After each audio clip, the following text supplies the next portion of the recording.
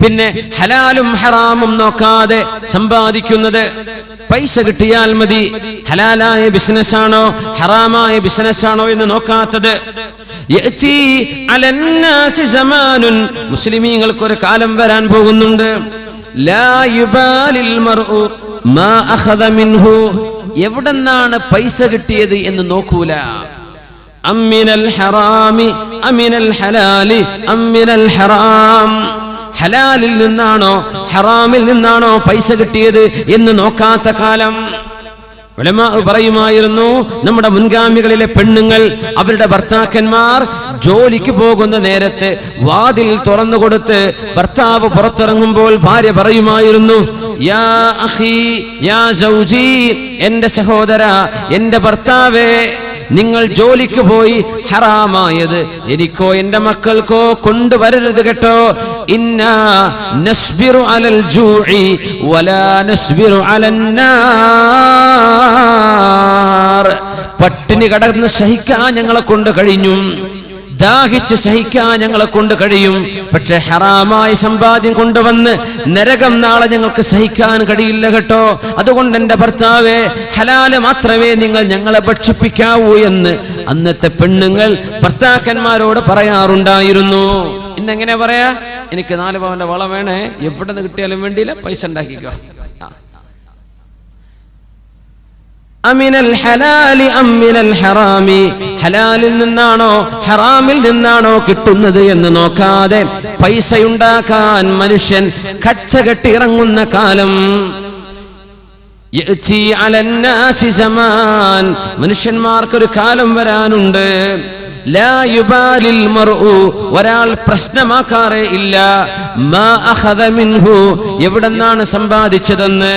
അമിനൽ ഹറാമി അമിനൽ ഹലാലി അമിനൽ ഹറാം, ഹലാലിൽ നിന്നാണോ ഹറാമിൽ നിന്നാണോ സമ്പാദിച്ചത് എന്ന് നോക്കാതെ പൈസയുണ്ടാക്കാൻ മാത്രം ചിന്തിക്കുന്ന ഒരു കാലം എന്റെ ഉമ്മത്തിന് വരും.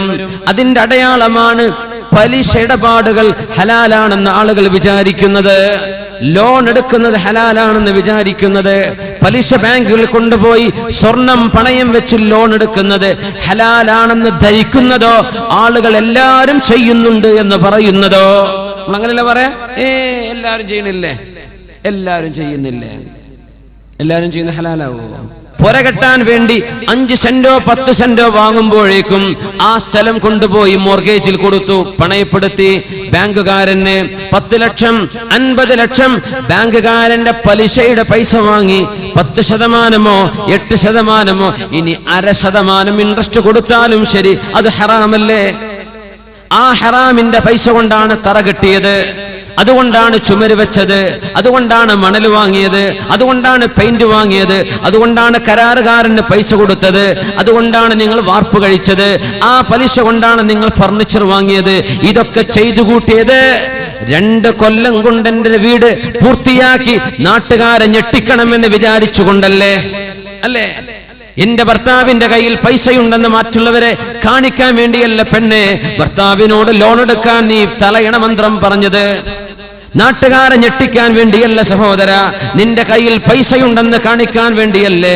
അള്ളാഹുവിന്റെ സഹായം അല്പാൽപമായി അള്ളാഹു തരുന്നത് കാത്തിരിക്കാൻ ക്ഷമയില്ലാതെ, അള്ളാഹുവിന്റെ സഹായം വരുന്നവരെ ക്ഷമിച്ചിരിക്കാൻ നിനക്ക് സാധിക്കാതെ പലിശ ബാങ്കുകൾ കൊണ്ടുപോയി പണയപ്പെടുത്തി നിങ്ങൾ ഉണ്ടാക്കുന്ന വീടുകളിൽ എങ്ങനെയാണ് ഖൈറുണ്ടാവുക? ആ വീടുകളിലെ മക്കൾ ഓടിപ്പോയെങ്കിലല്ലേ അത്ഭുതമുള്ളൂ. ആ വീട്ടിലെ മക്കൾ കൊലപാതകളായില്ലെങ്കിലല്ലേ അത്ഭുതമുള്ളൂ. ആ വീട്ടിൽ എങ്ങനെയാണ് അള്ളാഹുവിന്റെ റഹ്മത്തിന്റെ മലക്കുകൾ കയറി വരിക? കല്യാണം കഴിക്കുന്ന നേരത്ത്, വിവാഹം നടക്കുന്ന സമയത്ത് അവനവന് വിളിക്കാൻ കപ്പാസിറ്റിയുള്ള കഴിവുള്ള ആളുകളെ കഴിവിന് മാത്രം ചെലവ് ചെയ്ത് നടത്തേണ്ട കല്യാണങ്ങൾ പൊടി പൊടിക്കാനും നാട്ടുകാരെ കണ്ണ് തള്ളിക്കാനും വേണ്ടി പലിശയുടെ പൈസ എടുത്ത് ആയിരക്കണക്കിന് ആളുകളുടെ വയറ്റിലേക്ക് ഹറാമിന്റെ ഭക്ഷണം കടത്തിവിട്ട നാട്ടുകാരെ, ഹറാമിന്റെ ഭക്ഷണം കഴിപ്പിച്ചു കൊടുത്ത വീട്ടുകാരെ, അള്ളാഹുവിനോട് എങ്ങനെയാണ് നിങ്ങൾ മറുപടി പറയുക? അള്ളാഹു ഇത് പൊറുക്കുമോ? പലിശ ഏർപ്പാടുകൾ, പണയപ്പെടുത്തുന്ന ഏർപ്പാടുകൾ, സൽക്കാരം നടത്താൻ ഭർത്താവ് ഗൾഫ് നയിക്കുന്ന പൈസ നാട്ടിലേക്ക് എത്താൻ 2 ദിവസത്തെ സാഹസ താമസം വരുമെന്ന് കാണുമ്പോഴേക്കും ഉള്ള ആഭരണങ്ങൾ മുഴുവനും പെറുക്കിയെടുത്ത് ബാങ്കുകാരന് കൊടുക്കുകയും പലിശയുടെ പൈസ കൊണ്ടുവരികയും ചെയ്ത് സദ്യ നടത്തുന്ന വീട്ടുകാരെ, നിങ്ങൾ നാട്ടുകാരോട് എഴുതി വെച്ച് പറയണം കേട്ടോ, എന്റെ വീട്ടിലെ സദ്യക്ക് ഞാൻ ഉണ്ടാക്കിയ ഭക്ഷണം പലിശയുടെ പൈസ കൊണ്ട് ഉണ്ടാക്കിയതാണ്. എങ്കിൽ സൂക്ഷ്മതയുള്ള ആളുകൾക്ക് തിരിച്ചു പോകാം.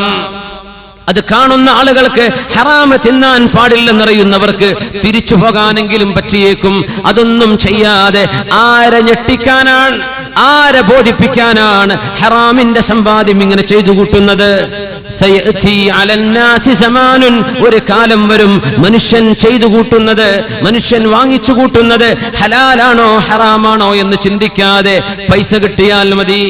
പോസ്റ്റ് ഓഫീസുകാരൻ വരും, കുറിക്കാരൻ വരുന്നുണ്ട്. 5000 രൂപ വെച്ച് നിങ്ങൾ ഒരു കൊല്ലം അടച്ചാൽ, അല്ലേ, 10000 രൂപ വെച്ച് നിങ്ങൾ ഒരു കൊല്ലം അടച്ചാൽ നിങ്ങൾക്ക് 12000 രൂപ അടക്കാൻ പറ്റിയേക്കും. 2 കൊല്ലം കൊണ്ട് 24000. അത് നിങ്ങൾ ഒരു 5 കൊല്ലം കാത്തു നിന്നാൽ നിങ്ങൾക്ക് ലഭിക്കുന്നത് 1.5 ലക്ഷം.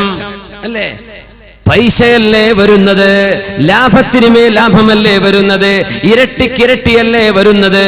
പൊന്നു സഹോദരിമാരെ, വഞ്ചിക്കപ്പെടല്ലേ. പോസ്റ്റ് ഓഫീസിന്റെ കുറികൾ നിങ്ങൾ സൂക്ഷിക്കണം. പലിശയുടെ കുറികൾ അതിന്റെ ഉള്ളിൽ വന്നുകൂടുന്നുണ്ട്. നിങ്ങൾ അടക്കുന്ന പൈസയിൽ ഒരൊറ്റ ഫിൽസെങ്കിലും ഏറെ നിങ്ങൾക്ക് തരുന്നുണ്ടെങ്കിൽ, നിങ്ങളായിട്ട് അധ്വാനിക്കാതെ, നിങ്ങളായിട്ട് കച്ചവടം ചെയ്യാതെ ബാങ്കുകാരൻ ഞങ്ങളുടെ ലാഭമാണെന്ന് പറഞ്ഞു തരുന്നത്, ഇത്ര അടച്ചാൽ ഇത്ര നിങ്ങൾക്ക് ഇരട്ടി തരാം, ഇത്ര കൊല്ലം കൊണ്ട്, ഇത്ര മാസം കൊണ്ട് എന്ന് പറയുന്നത് പലിശയുടെ പൈസയല്ലേ, ഹറാമിന്റെ പൈസയല്ലേ? അത് തിരിച്ചു വാങ്ങിച്ചോളൂ. നിങ്ങൾ അടച്ച പൈസ എത്രയോ അത് നിങ്ങൾക്ക് അർഹതപ്പെട്ടതാണ്. അതിലേറെ വരുന്നത് ഹറാമിന്റെ പൈസയല്ലേ? അതുകൊണ്ട് മക്കൾക്ക് സ്വർണം വാങ്ങിച്ചു കൊടുക്കണ്ട, അതുകൊണ്ട് മക്കൾക്ക് നിങ്ങൾ വസ്ത്രം വാങ്ങിച്ചു കൊടുക്കല്ലേ. ലൈഫ് ഇൻഷുറൻസ് പോളിസിക്കാരൻ ഗൾഫുകാരന്റെ പിന്നാലെ ഓടി വരുന്ന പോളിസിക്കാരാ. ലൈഫ് ഇൻഷുറൻസ് ഹലാലാണെന്ന് അവർ വാദിക്കാറുണ്ട്. ഇത് ശരീഅത്തിന്റെ, ഇസ്ലാമിന്റെ ഖജാന പോലെ, ബൈത്തുൽ മാൽ പോലെയാണെന്ന് വഅല പറയുന്ന ഏജന്റുമാർ നാടുകളിൽ കാണും. ലൈഫ് ഇൻഷുറൻസ് മുസ്ലിമായ ഒരു മനുഷ്യന് സ്വീകരിക്കാൻ പറ്റുമോ? ഇല്ല. ഇൻഷൂർ എപ്പോഴാണ് അള്ളാഹു പുറത്തു തരുന്നത്? എപ്പോഴാണ്? ഗത്യന്തരമില്ലാത്ത ഇൻഷൂറുകൾ. നിങ്ങളൊരു വാഹനം മേടിക്കണം, ആ വാഹനം റോഡിലിറങ്ങാൻ റോഡിന്റെ ഇൻഷൂർ വെക്കണം, ഇൻഷൂർ ചെയ്യണം വാഹനം. നിവർത്തിയില്ല, ചെയ്തേ പറ്റൂ, ഒരു കുഴപ്പമില്ല. ലൈഫ് ഇൻഷുറൻസ് അങ്ങനെയാണോ? യാത്രാ ഇൻഷുറൻസ് അങ്ങനെയാണോ? നിങ്ങൾ ചെയ്യുന്ന ബാക്കി ഇൻഷുറൻസുകൾ അങ്ങനെയാണോ? ഗത്യന്തരമില്ലാത്തവക്കല്ലേ അള്ളാഹു അനുവദിക്കൂ. അല്ലാത്തത് എങ്ങനെയാണ് അള്ളാഹുവിന് മുമ്പിൽ കയ്യും കെട്ടി പറഞ്ഞു കൊടുക്കുക? അതുകൊണ്ട് പോളിസി എടുത്ത ആളുകളെ, നിങ്ങൾ അടച്ച പൈസ നിങ്ങൾക്കുള്ളതാണ്, ഹലാലാണത്. അതിലേറെ 10 കൊല്ലം കഴിഞ്ഞ് നിങ്ങൾ മരിച്ചു പോകുമ്പോഴോ, നിങ്ങൾക്ക് എന്തെങ്കിലും അപകടം സംഭവിച്ചാലോ, ഇത്ര തരാമെന്ന് പറയുന്ന സംവിധാനം പലിശയുടെ പൈസയല്ലേ? سيأتي على الناس زمان لا يبالي ما أخذ منه أمن الحلال أم من الحرام. കിട്ടുന്ന പൈസ ഹലാലാണോ ഹറാമാണോ എന്ന് ചിന്തിക്കാതെ, പണ്ഡിതന്മാരോടൊന്ന് കൂടിയാലോചന ചെയ്യാതെ, ഒന്ന് ചോദിക്കാതെ പൈസകൾ വരട്ടെ, എമ്പാടും വരട്ടെ, ഹലാലും ഹറാമും പ്രശ്നമല്ല, അങ്ങനെ ചിന്തിക്കുന്ന ഒരു കാലം, ദുഷിച്ച ആളുകൾ ജീവിക്കുന്ന കാലത്തിന്റെ അടയാളമാണെന്ന് മുഹമ്മദ് റസൂലുള്ളാഹ് സ്വല്ലല്ലാഹു അലൈഹി വസല്ലം. മാറ്റം വരണം സഹോദരിമാരെ, മാറ്റങ്ങൾ വരണം സഹോദരന്മാരെ. സമ്പത്ത് ശുദ്ധമാകാതിരുന്നാൽ അപകടമല്ലേ? യഖൂലുൽ അബ്ദു ഐ റബ്ബി ഐ റബ്ബി, പടച്ചവനെ പടച്ചവനെ എന്ന് ദുആ ചെയ്യുന്ന ആളുകൾ, എത്രയോ ആളുകൾ അഗ്ബറ അശ്അസ, മുടി ജട പിടിച്ചിട്ടുണ്ട്, ശരീരം പൊടിപുരണ്ട് കിടക്കുന്നുണ്ട്. അങ്ങനെ കണ്ടാൽ ഏതോ ഒരു ത്യാഗി വരിനെ പോലെ കാണുന്ന ആളുകൾ യാ റബ്ബി യാ റബ്ബി, പടച്ചവനെ പടച്ചവനെ എന്ന് പറഞ്ഞ് ദുആ ചെയ്യുന്നുണ്ട്.